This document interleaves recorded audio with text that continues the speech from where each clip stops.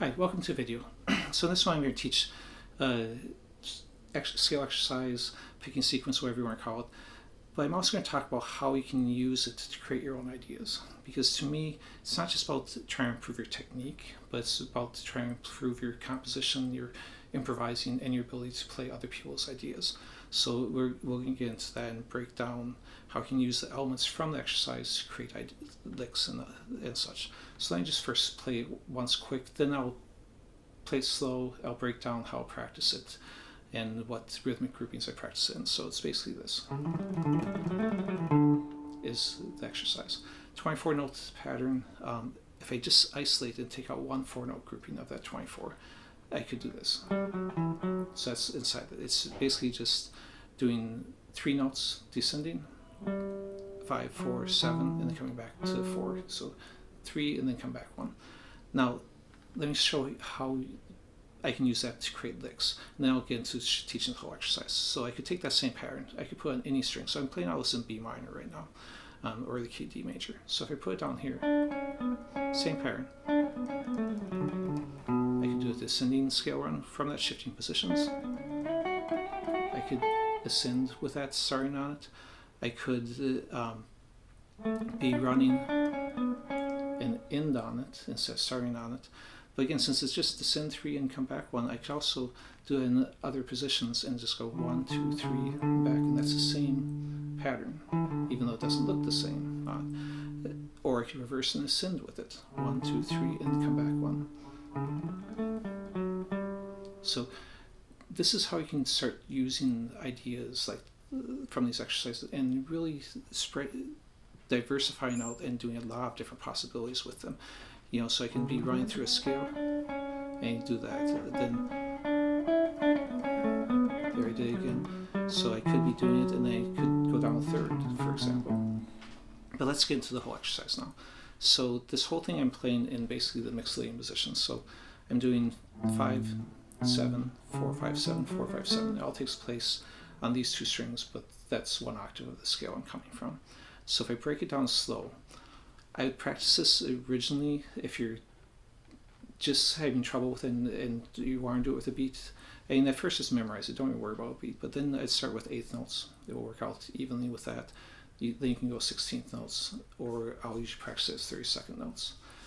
So 2, 4, or 8 notes. And any of them, since it's 24-note grouping, will fit. You could even do triplets and sextuplets. But the ideas, how I think about them, are more 4 and 8-note grouping ideas. So the triplets and sextuplets will feel kind of weird if you do those. All right, so basically the first pattern is 8-note pattern in my mind. Where I'm ascending 4, go 1 higher, and descend 4. So it's 4, 5, 7, 4, 5, 4, 7, 5. And you could just isolate that by itself. That works good as a direction change. Basically, anytime I'm running up a scale, I could then use that as a way to change directions, basically.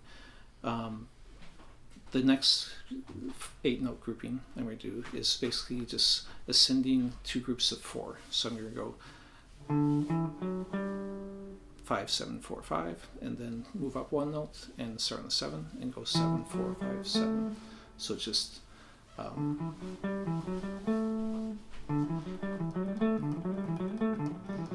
again, you can put that anywhere on the neck. You can ascend more than 2 times. But another thing, that it's not just groups of 4. Within that, when I come back, I'm coming back at a third and then to restart. So just the idea of ascending and then reverse a third and then ascend again, you can put that in a scale. So I'm ascending, and there I reversed and came back a third. There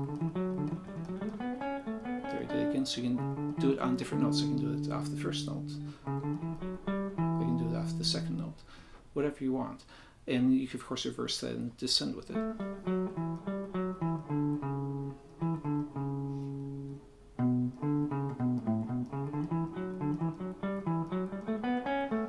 So there I'm just randomly putting opposite thirds into my scale run.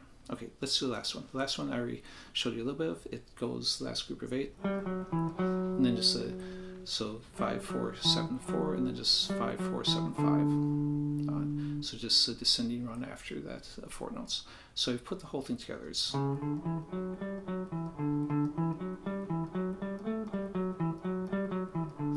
if I'm going to start over at this point, am I picking ended on downstrokes? So then I would actually start an upstroke when I come back. I'm using a blend of both economy picking when I'm on the outside of the 2 strings, or from the inside picking. So for my picking, I'm going down, up, down, down, up, down, up, down. But if I was going to repeat that, I'd then start an upstroke. Now, otherwise, if I go to the next grouping, it's up, down, down, up, up, down, up, down, and then the last grouping, up, down, up, down, up, down, up, down, and then and if it's confusing for you, you can write it out and write down the picking, and that can help you to watch it and make sure you're doing it correctly. But again, also isolate each little grouping and know that on whichever grouping you're doing the picking that you should be.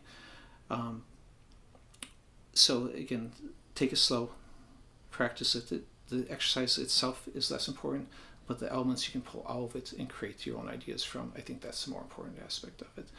And that's why it's important to try lots of different exercises. And I'll keep posting a lot more ones, because each one has different ideas you can pull out, and it just expands your ability to improvise and play other things and learn other people's music without struggling. Thanks for watching. Please subscribe if you like the video. I would really appreciate it. Thanks.